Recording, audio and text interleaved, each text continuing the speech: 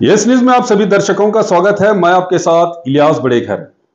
आइए देखते हैं आज की खबर क्या कहती है। ಬಿಜಾಪುರದ ವಿಮಾನ ನಿಲ್ದಾಣದ ವೀಕ್ಷಣೆಗೆ ಆಗಮಿಸಿದ್ದೆ. ಈಗಾಗಲೇ ಶೇಕಡ 99.90%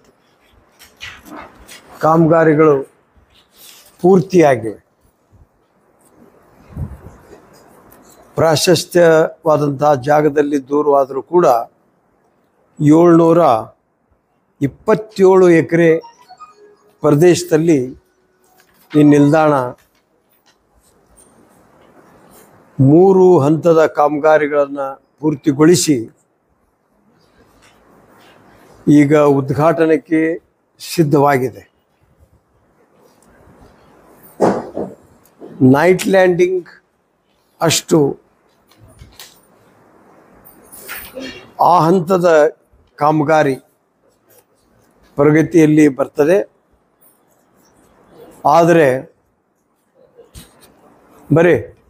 ಆದರೆ ಸುಪ್ರೀಂ ಕೋರ್ಟಿನ ಒಂದು ಆದೇಶಕ್ಕಾಗಿ ನಾವು ಕಾಯ್ತಾ ಇದ್ದೇವೆ. ಪರಿಸರ ಇಲಾಖೆಯ ಅನುಮತಿ ಮೊದಲೇ ಪಡೆಯದ ಕಾರಣದಿಂದ ಗೂಗಲ್ನಲ್ಲಿ ಕೆಲವು ಸಂಘಟನೆಗಳು ಅದನ್ನು ಪತ್ತೆ ಮಾಡಿ ಸುಪ್ರೀಂ ಕೋರ್ಟ್ನಲ್ಲಿ ದಾವಾ ಹೂಡಿದ್ದರಿಂದ ಆ ದಾವಾದ ಚರ್ಚೆ ಕಂಪ್ಲೀಟ್ ಆಗ್ತದೆ. ಅಂದರೆ ಆರ್ಗ್ಯುಮೆಂಟ್ ಜಜ್ಮೆಂಟಿಗಷ್ಟೇ ಉಳಿದಿರ್ತಕ್ಕಂಥ ಕೆಲಸ. ಅಲ್ಲಿ ನಮ್ಮ ಸಂಬಂಧಪಟ್ಟ ವಕೀಲರನ್ನು ನಾವು ಸಂಪರ್ಕಿಸಲಾಗಿ ವಕೀಲರ ಪಾಲಿನ ಕೆಲಸ ಮುಗಿದು ಹೋಗಿದೆ. ನ್ಯಾಯಾಧೀಶರು ಡಿಕ್ಟೇಷನ್ ಕೊಡುವ ಹಂತದಲ್ಲಿರುವುದರಿಂದ ಬಹುಶಃ ಈ ವಾರೊಪ್ಪತ್ತಿನಲ್ಲಿ ಅದು ಕೂಡ ಪೂರ್ತಿ ಆಗಬಹುದನ್ನುವಂಥ ಒಂದು ಅಂದಾಜು. ಈ ಕಾರಣಕ್ಕೆ ಅವಶ್ಯಕತೆ ಬಿದ್ದರೆ ಸೋಮವಾರ ಅಥವಾ ಮಂಗಳವಾರ ನಮ್ಮ ಸುಪ್ರೀಂ ಕೋರ್ಟ್ सुल्तान गोट व्यापारी हकीका, शादी, वलीमा और कुर्बानी जैसे और भी प्रोग्राम्स के लिए साल के 12 महीने सुल्तान गोट व्यापारी निसार अहमद बैरूडी से संपर्क करें। इनके पास हर किस्म के जैसे जवारी, कश्मीरी, राजस्थानी, सुराई बकरे अवेलेबल हैं। यहाँ आपको केजी के हिसाब से या नगद बकरे भी मिलेंगे। तो देर किस बात की, अपने प्रोग्राम्स को शानदार और सक्सेसफुल करके अपने मेहमानों और दोस्तों का दिल जीतने के लिए स्क्रीन पर दिए गए नंबर पर कॉल करके अपने मनपसंद बकरे हासिल करें। एड्रेस सुल्तान गोट व्यापारी, JM रोड, गच्छी महल बैक साइड, माशा अल्लाह हाउस, बीजापुर। ಕೋರ್ಟ್ ವಕೀಲರನ್ನು ಭೇಟಿಯಾಗುವಂಥ ಕಾರ್ಯಕ್ರಮವನ್ನು ಕೂಡ ಇಟ್ಕೊಂಡಿದ್ದೇವೆ. ಸೊ ಅದು ಒಂದು ಮುಗಿದುಬಿಟ್ರೆ ನಾವು ಕೆಲವೇ ದಿವಸಗಳಲ್ಲಿ ಲೋಕಾರ್ಪಣೆ ಮಾಡೋದಕ್ಕೆ ಸಿದ್ಧರಾಗುವಷ್ಟರ ಮಟ್ಟಿಗೆ ಕಾಮಗಾರಿ ಪೂರ್ತಿಯಾಗಿದೆ. ಈ 727 ಎಕರೆಯಲ್ಲಿ 347 ಎಕರೆ ಸರ್ಕಾರದ ಭೂಮಿ ಇದೆ, 379 ಎಕರೆ ಖಾಸಗಿ ಭೂಮಿ ಇದೆ. ಈ ವಿಮಾನ ನಿಲ್ದಾಣದ ಕಾಮಗಾರಿಗೆ ಎಷ್ಟು ಜಾಗ ಬೇಕು ಅಷ್ಟು ಜಾಗ ಸಾಕಷ್ಟಿದ್ದು, ಭಾಳ ಆದರೆ ಒಂದು 100-120 ಎಕರೆ ಹೆಚ್ಚುವರಿಯಾಗಿ ಉಳಿಬಹುದು. ಅದು ಸ್ವಾಭಾವಿಕ. ನಾವು ಎಲ್ಲೇ ಏರ್ಪೋರ್ಟ್ ಮಾಡುವಾಗಲೂ 50 ಎಕರೆ 100 ಎಕರೆ ಹೆಚ್ಚಿಗೆ ಮುಂದಿನ ಒಂದು ಅಭಿವೃದ್ಧಿಗೆ ಇಟ್ಕೊಂಡಿರ್ತೇವೆ. ಈ ತಿಂಗಳ ಮುಗಿಯುವುದರೊಳಗಾಗಿ ನಾವು ನ್ಯಾಯಮೂರ್ತಿಗಳ ನಿರ್ಣಯವನ್ನು ಪಡಿಬೋದು ಅನ್ನುವಂಥ ಆಕಾಂಕ್ಷೆಯಲ್ಲಿದ್ದೇವೆ.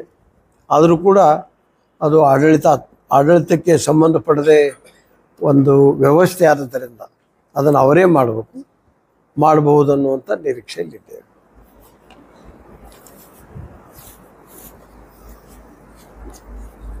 ಇನ್ನು ಈ ಸಾರಿ ಬೇರೆ ಬೇರೆ ಈ ವಿಮಾನ ನಿಲ್ದಾಣದಲ್ಲಿ ಈ ಅಶೋಕ್ ಕಂಪ್ನಿ ಮತ್ತು ಲೀಲ್ಯಾಂಡ್ ಕಂಪ್ನಿ ಇಂಥವುಗಳ ಒಂದು ಅಗ್ನಿಶಾಮಕ ವಾಹನಗಳಿದ್ದು ಈ ಸಾರಿ ಇಲ್ಲಿ ಅತ್ಯಂತ ಸುಸಜ್ಜಿತವಾಗಿರ್ತಕ್ಕಂಥ 100 ಫೂಟ್ಗಿಂತ ಹೆಚ್ಚು ಭಾಳ ಬಿರುಸಾಗಿ ನೀರನ್ನು ಪೂರೈಕೆ ಮಾಡುವಂಥ ಅಗ್ನಿಶಾಮಕ ವಾಹನಗಳು ಕೂಡ ಬಂದು ಬಿಟ್ಟಿವೆ. ಭಾಳ ಸುಸಜ್ಜಿತವಾದಂಥವುಗಳಿವೆ, ಇಂಪೋರ್ಟ್ ಮಾಡಿರುವಂಥವುಗಳು. ಹೀಗಾಗಿ ಯಾವ ಕೆಲಸ ಉಳಿದಿಲ್ಲ. ನಾವು ನ್ಯಾಯಮೂರ್ತಿಗಳ ನಿರ್ಣಯವನ್ನು ಎದುರು ನೋಡಿ ಅದು ಮುಗಿದ ತಕ್ಷಣ ಪ್ರಾರಂಭ ಮಾಡ್ತೀವಿ. ಗುಲ್ಬರ್ಗ ಏರ್ಪೋರ್ಟ್ ಚಾಲು ಆದ್ರೂ ಕೂಡ ಅಲ್ಲಿ ಇದು ಫ್ಲೈಟ್ಗಳು ಕಡಿಮೆ ಆಗುತ್ತೆ, ಕೆಲವು ಹಿಂಪಡ್ತಾರೆ ಅಂತೇಳಿ ಏನೋ ವಿಷಯ ಬಂದಿತ್ತು. ಅದು ನಾವು ಅದು ನಮ್ಮ ಈ ಇಲಾಖೆಗೆ ಸಂಬಂಧ ಬರೋದಿಲ್ಲ. ಅದು ಅಲ್ಲ, ಏರ್ ಇಂಡಿಯಾ ಇದಕ್ಕೆ ಸಂಬಂಧ ಬರ್ತದೆ. ನಮ್ಮ ಪಾಲಿನ ಕರ್ತವ್ಯ ಅಲ್ಲಿ ಮುಗಿದು ಹೋಗಿದೆ. ಬಟ್ ಯಾಕೆ ಬಂದಾಗಿದೆ ಅನ್ನುವಂಥದ್ದು ಬಹುಶಃ ಒಬ್ಬೊಬ್ಬರು ಒಂದೊಂದು ಹೇಳ್ತಾರೆ. ಪ್ಯಾಸೆಂಜರ್ ಇರೋದಿಲ್ಲ ಅಂತಲೇ ಹೇಳ್ತಾರೆ, ಇಲ್ಲ ಅನ್ನೋದನ್ನು ಮಾತ್ರ. ಈಗ ನಾವು ಪ್ಯಾಸೆಂಜರ್ ಎಷ್ಟರ ಮಟ್ಟಿಗೆ ಬೇಕಂದರೆ ಶಿವಮೊಗ್ಗದಲ್ಲಿ ಹೊಸದಾಗಿ ಪ್ರಾರಂಭ ಮಾಡಿದ್ದೀವಿ. ನಮ್ಮ ಕಾರ್ಪೊರೇಷನ್ನ ಹಂತದಲ್ಲಿ ಇರುವಂಥದ್ದು. ನಾವು ಮೊನ್ನೆ ಅಲ್ಲಿ ನೋಡಿದಾಗ 100 ಸೀಟ್ನಲ್ಲಿ 85-90 ಜನ ಇರ್ತಾರೆ. ಏನೂ ಕೊರತೆ ಆಗಿಲ್ಲ. ಇನ್ನು ಅವರ ಡಿಮಾಂಡ್ ಪ್ರಕಾರ ಶಿವಮೊಗ್ಗ ಬಾಂಬೆ ನೀವು ಟಚ್ ಮಾಡಿಸಿದ್ರೆ ಶಿವಮೊಗ್ಗದಲ್ಲಿರ್ತಕ್ಕಂಥ ಫಾರಿನ್ದಲ್ಲಿರುವಂಥವ್ರು ಬಾಂಬೆ ಮುಖಾಂತರ ಫಾರಿನ್ಗೆ ಹೋಗೋದಕ್ಕೆ ಸಾಧ್ಯತೆ ಅನ್ನೋ ಡಿಮಾಂಡ್ ಇವೆ. ಬಂದಾಗುವಂಥದ್ದಿಲ್ಲ. ಗೋವಾಕ್ಕೂ ತುಂಬಿ ಹೋಗ್ತದೆ, ತಿರುಪತಿಗೂ ತುಂಬಿ ಹೋಗುತ್ತೆ, ಬೆಂಗಳೂರಿಗೂ ಕೂಡ ಸೀಟೇನು ಯಾವ ಖಾಲಿ ಇರುವುದಿಲ್ಲ. ಮತ್ತು ನನ್ನ ನಿರೀಕ್ಷೆ ಇದು ಬಿಜಾಪುರದ ಈ ಏರ್ಪೋರ್ಟ್ ಬಹಳಷ್ಟು ಜನೋಪಯೋಗಿ ಆಗ್ತದೆ ಅನ್ನುವಂಥದ್ರಲ್ಲಿ ಸಂಶಯ ಇಲ್ಲ. ಮಾರ್ಕೆಟಿಂಗ್ ಮತ್ತು ಇಲ್ಲಿ ದ್ರಾಕ್ಷಿ ಇನ್ನೊಂದು ಬೆಳೆಗಾರರಿಗೂ ಕೂಡ ಎಕ್ಸ್ಪೋರ್ಟ್ ಮಾಡೋದಕ್ಕೆ ಸಪ್ರೇಟ್ ದಾಳಿಂಬರಿ, ಲಿಂಬೆಹಣ್ಣು ಸರ್ ಪ್ರೇಕ್ಷಣೀಯ ಇದೆ. ಮತ್ತು ಐತಿಹಾಸಿಕ ಆದಿಲ್ ಶಾಹಿ ಕಾಲದಲ್ಲಿರುವಂಥ ಕೆಲವೊಂದು ಪ್ರೇಕ್ಷಣೀಯ ಸ್ಥಳಗಳು, ಹೇಗೆ ಅಲ್ಲಿ ಬಾದಾಮಿಯಲ್ಲಿ ಚಾಲುಕ್ಯರ ಸಂದರ್ಭದಲ್ಲಿಯ ಒಂದು ಐತಿಹಾಸಿಕತೆ ಇಲ್ಲಿ ಈ ಇತ್ತೀಚಿನ 17ನೇ ಶತಮಾನ ಒಂದು ಇದೆ ಅನ್ನುವಂಥದ್ದು. ಅದು ಕೂಡ ಅನುಕೂಲ ಆಗ್ತದೆ. ಭಾಳಷ್ಟು ಫಾರಿನರ್ಸ್ ಬಂದು ಹೋಗ್ತಾರೆ. ಈಗ ಈ ಮಂತ್ ನಿಮ್ದು ಉದ್ಘಾಟನೆ ಆಯಿತು ಅಂದರೆ ಯಾವ ವಿಮಾನ ಸಂಸ್ಥೆಗಳು ಎಲ್ಲ ಇದು ಮಾಡಿದ್ದಾರೆ ಸರ್, ಟ್ರಿಪ್ ಇಲ್ಲಿಂದ ಆರಂಭಿಸಲಿಕ್ಕೆ ಬಂದಿದ್ದಾರೆ? ಅದರಲ್ಲಿ ಏನು ಕೊರತೆ ಇಲ್ಲ. ನಮ್ಮದೇ ಈಗ ನಾವು ಎನ್ವಿರಾನ್ಮೆಂಟ್ ಕ್ಲಿಯರ್ ಆದಮೇಲೆ ನಾವು ಆಫರ್ ಮಾಡ್ಬೋದು. ಈಗ ಕೋರ್ಟ್ನಲ್ಲಿ ಇರುವುದರಿಂದ ಯಾವುದನ್ನು ನಾವು ಮುಂದುವರ್ಸೋದಕ್ಕೆ ಬರೋದಿಲ್ಲ. ಯಾರು ಬಂದೇ ಬರ್ತಾರೆ. ಈಗ ಕಾಂಪಿಟೇಷನ್ ಐತಲ್ಲ, ನಿಮ್ಮ ಉಡಾನ್, ನಿಮ್ಮ ಇದು ಯಾವುದು ಇನ್ನೊಂದು ಇಂಡಿಗೋ, ಸಾಕಷ್ಟು ಈಗ ಸೊಲ್ಲಾಪುರದ ಇಲ್ಲೇ ಇರೋದು ಲಾಸ್ಟ್ ಮಂತ್ ಆರಂಭ ಮಾಡ್ಬಿಟ್ಟಿದ್ದಾರೆ. ಹಂಗಾಗಿ ಇಲ್ಲಿ ಡಿಮ್ಯಾಂಡ್ ಆಗುತ್ತೋ ಇಲ್ಲ, ಭಾಳ ದೂರನೂ ಇಲ್ಲ. ಎಲ್ಲೇ ಸೊಲ್ಲಾಪುರದ ಎರಡನ್ನೂ ಇಲ್ಲಿಂದ 100 ಕಿಲೋಮೀಟ್ರ್ 100-150 ಕಿಲೋಮೀಟ್ರ್ ಆಗುತ್ತೆ. ಅದು ಆ ಪ್ರದೇಶಕ್ಕೂ ಈ ಪ್ರದೇಶಕ್ಕೂ ಸಂಬಂಧ ಬರೋದಿಲ್ಲ. ಇಲ್ಲಿಂದ ಬಾಂಬೆಗೆ ಡೈರೆಕ್ಟಾಗಿ ಹೋಗೋರು ಸಾಕಷ್ಟು ಜನ ಇದ್ದಾರೆ, ಬೆಂಗಳೂರಿಗೆ ಹೋಗೋರು ಇದ್ದಾರೆ, ಡೆಲ್ಲಿಗೆ ಹೋಗೋರು ಇದ್ದಾರೆ, ಫಾರಿನ್ಗೆ ಹೋಗೋರು ಇದ್ದಾರೆ.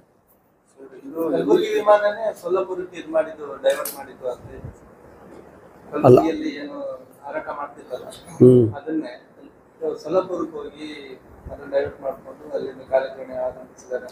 ಈಗ ಬಂದಾಗಿರೋ ಸಂದರ್ಭದಲ್ಲಿ ಹೆಂಗೆ ಮಾಡಿರ್ಬೋದು.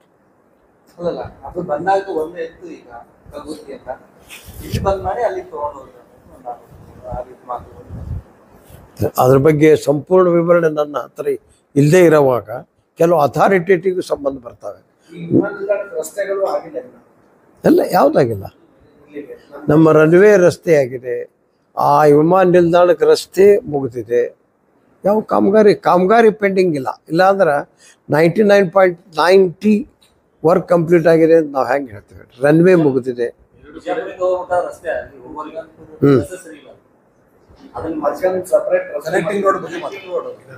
ಅದು ಇದೆ.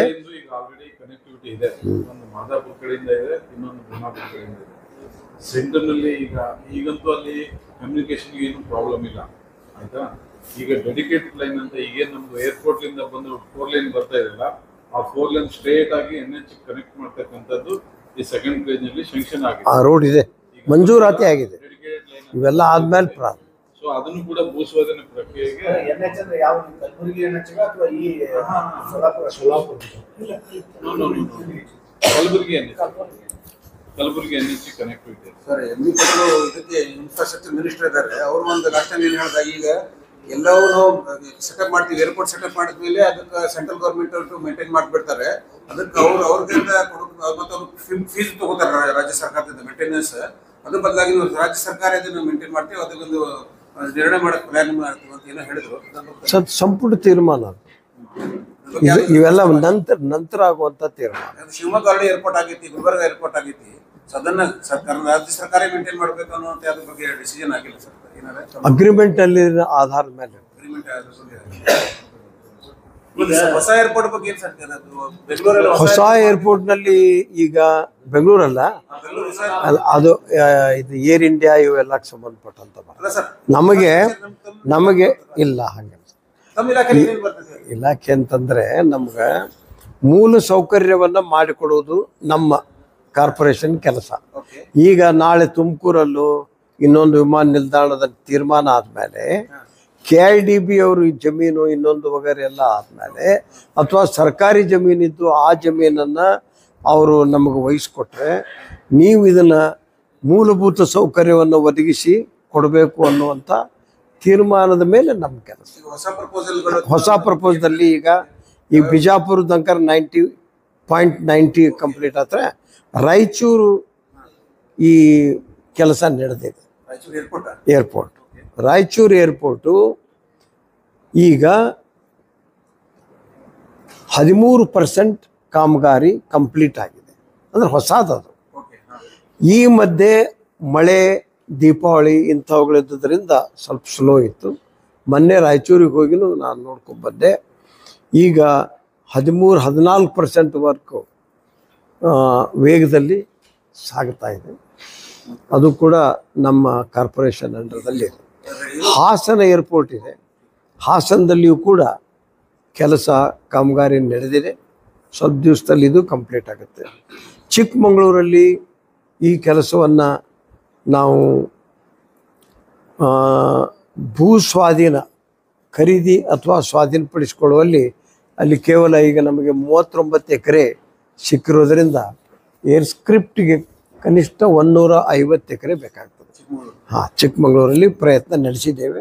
ಮುಂದಿನ ವಾರದಲ್ಲಿ ನಾವು ಈ ಒಂದು ಬಿಜಾಪುರದ ಸ್ವಾಭಾವಿಕ ಈ ಬಿಜಾಪುರದ ಬೇಗನೆ ಪ್ರಾರಂಭ ಆಗಲಿ ಅನ್ನೋದು ನಾವು ಇಲ್ಲಿ ಬೆಳೆದವರು, ಇಲ್ಲಿದ್ದವರು, ಪಕ್ಕದವರು, ಅಖಂಡ ಜಿಲ್ಲಾದಲ್ಲಿ ಇಲ್ಲಿಯೇ ರಾಜಕೀಯ ಪ್ರಾರಂಭ ಮಾಡಿದವರು. ಇದ್ರ ಬಗ್ಗೆ ನ್ಯಾಚುರಲಿ ಮನುಷ್ಯನ ಸಹಜವಾದಂಥ ಆಸಕ್ತಿ ಇರ್ತದೆ.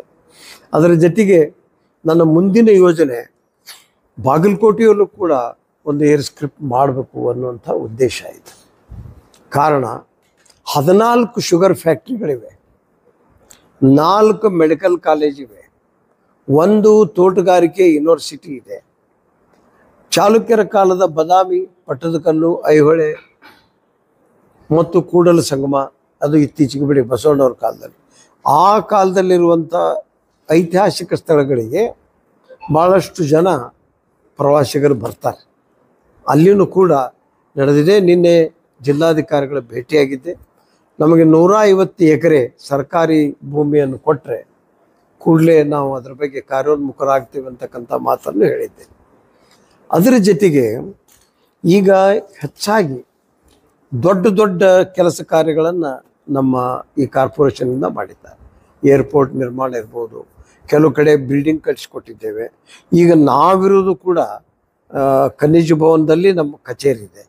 ಅಲ್ಲಿ ಒಟ್ಟು 6 ಫ್ಲೋರು ನಮ್ಮ ಕಾರ್ಪೊರೇಷನ್ ಅಂಡರ್ದಲ್ಲೇ ಇರ್ತಕ್ಕಂಥದ್ದು. ಇಲ್ಲಿ ಒಂದು ಯೋಜನೆ ಏನಿದೆ ಅಂದರೆ, ಸರ್ಕಾರ ಭೂಮಿ ಕೊಟ್ಟರೆ ನಾವಲ್ಲಿ ಮೂಲ ಸೌಕರ್ಯವನ್ನು ಮಾಡಿಕೊಟ್ಟು 30 ವರ್ಷದ ನಂತರ ಆ ಬಿಲ್ಡಿಂಗನ್ನು ಸರ್ಕಾರಕ್ಕೆ ವಾಪಸ್ ಕೊಡ್ತೇವೆ. ಅಂದರೆ 30 ವರ್ಷ ನಾವು ಕಾರ್ಪೊರೇಷನ್ನವರು ಅದರ ಮೇಂಟೈನ್ ಮಾಡೋದು, ಅದ್ರ ಬಾಡಿಗೆ ತೊಳೆದೆಲ್ಲ ಮಾಡ್ತೇವೆ.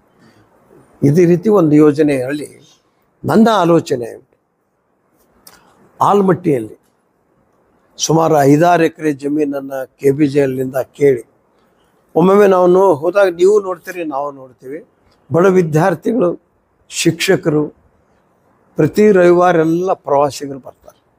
ಮಧ್ಯಮ ತರಗತಿಯ ಜನಕ್ಕೆ ಅಲ್ಲಿ ಏನು ಮಾಡಬೇಕು ಅನ್ನುವಂಥ ಆಲೋಚನೆಯಲ್ಲಿ ಸ್ವಲ್ಪ ಬಾಡಿಗೆಯಲ್ಲಿ ಸಿಗುವಂಥ ಯಾತ್ರಿ ನಿವಾಸಗಳನ್ನು ಮಾಡಬೇಕು ಅನ್ನುವಂಥದ್ದು.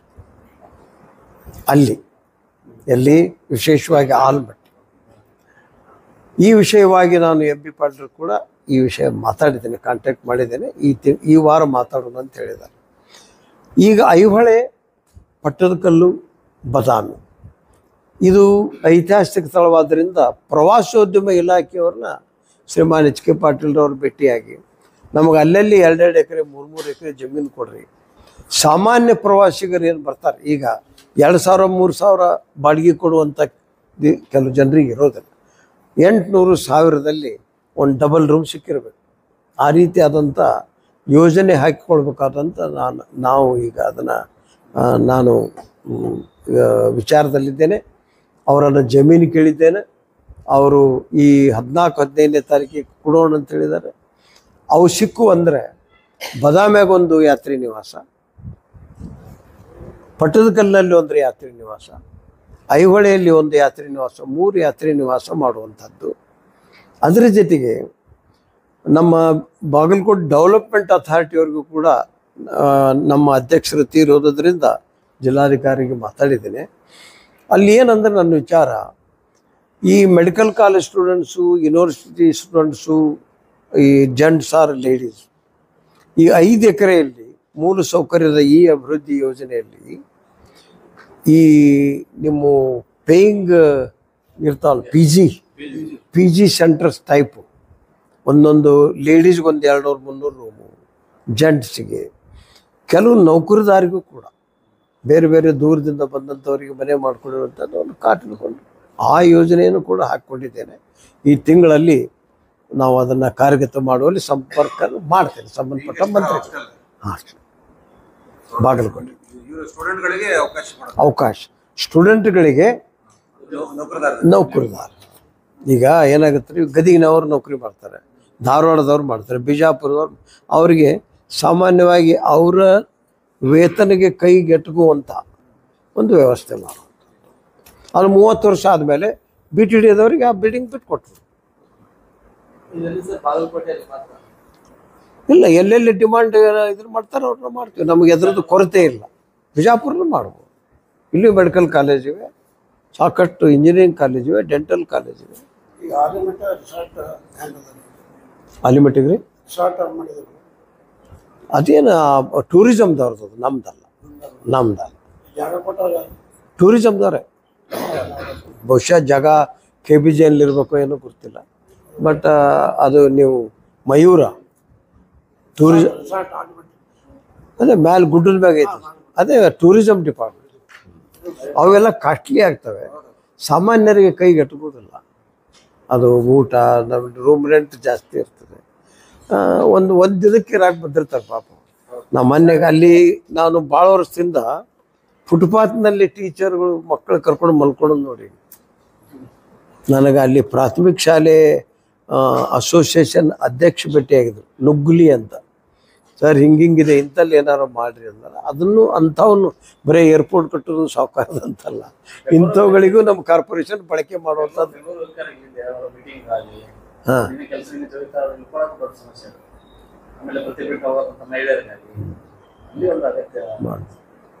ಒಳ್ಳೆ ಸಜೆಷನ್. ಬಟ್ ಜಾಗ ಸರ್ಕಾರಕ್ಕೆ ಕೇಳುವಂಥ BDAದವರೇ ಕೊಡ್ಬೇಕು.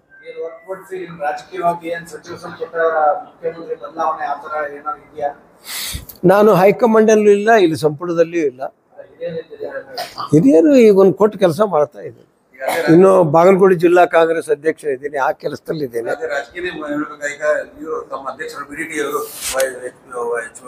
ತಿಳ್ಕೊಂಡ್ಮೇಲೆ ಉಪಚುನಾವಣೆ ಆಗೋದು ಸಾಮಾನ್ಯ, ಉಪಚುನಾವಣೆ ಆಗಲೇಬೇಕು. ಅದರಲ್ಲಿ ತಾವು ಒಂದು one of the aspirants for that election. ನಾನು ಈಗ ಅದ್ರ ಬಗ್ಗೆ ಯಾವುದೂ ಆಲೋಚನೆ ಮಾಡಿಲ್ಲ. ಕಾರಣ, ನಮ್ಮಲ್ಲಿ ಹೆಚ್ಚಾಗಿ ಅನುಕಂಪದ ಮತ ತೆಗೆದುಕೊಳ್ಳುವಂಥದ್ದು ಒಂದು ಪ್ರೊವಿಷನ್ ಇರ್ತದೆ. ಅದನ್ನು ತಪ್ಪಿದರೆ ಇನ್ನೊಬ್ಬರಿಗೆ ಪ್ರಶ್ನೆ ಬರ್ತದೆ. ಹಾಗೇನಾದರೂ ಹೈಕಮಾಂಡ್ನವರೇ ನಿಂದ್ರು ಅಂದ್ರೆ ನಿಂದಿರ್ತೇನೆ. ನಿಮ್ಮ ಪ್ರಕಾರ ಅವ್ರ ಫ್ಯಾಮಿಲಿಗೆ ಹೋಗ್ತೈತಿ ಟಿಕೆಟ್?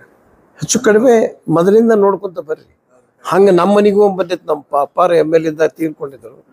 ನಮ್ಮ ಮನೆಗೆ ನಮ್ಮ ತಾಯಿಗೆ ಬಂತು.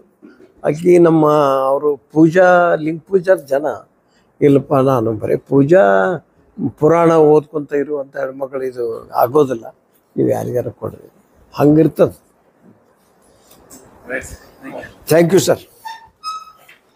जैसा कि आप सब जानते हैं कि आप सभी का प्यार हमारे साथ कायम है। इसी तरह से हमारे इस चैनल को प्यार करते रहिए और हमारी सारी खबरों को लाइक, शेयर और सब्सक्राइब करना ना भूलिए। हमारा यही मकसद है कि आपको हर खबर जो है जैसा है वैसा ही आपको हम दिखाते रहेंगे, ना किसी का पक्ष लेंगे, ना किसी के विरोध में जाएंगे। हमारे कदम सच के साथ।